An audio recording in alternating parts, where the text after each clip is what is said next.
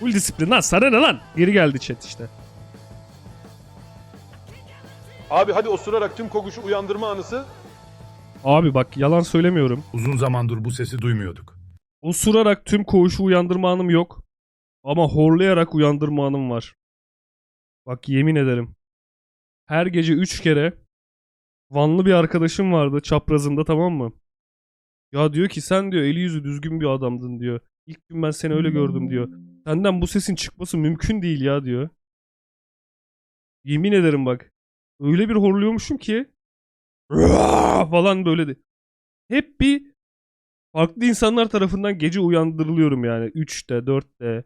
Bir de o kadar ince bir uykum var ki. Böyle geliyor adam dokunuyor. Şöyle bak. Dokunuyor. Ha, tamam ya tamam diyorum. Geri yatıyorum mesela. Çok oluyorlar bu sefer.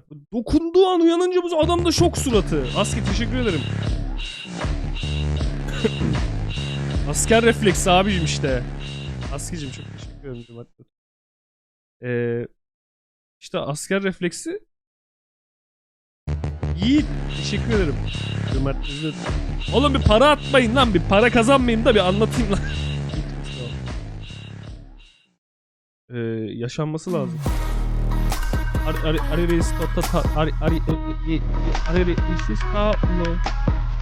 Teşekkür ederim.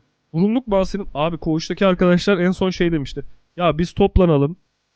Herkes ortak Kaan para Bey, atsın. namınızı çok bulunluk duydum. alalım. 3 yıldır YouTube çöllerindeydim. Siz askere giderken bu yayınlara göç ettim. Sena abla varken vatandaşlığımı aldım. Artık buralardayım.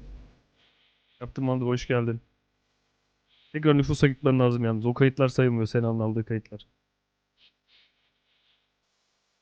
Komutanım beni soğuk değil sizin verdiğiniz sıcak elbise sözü öldürdü.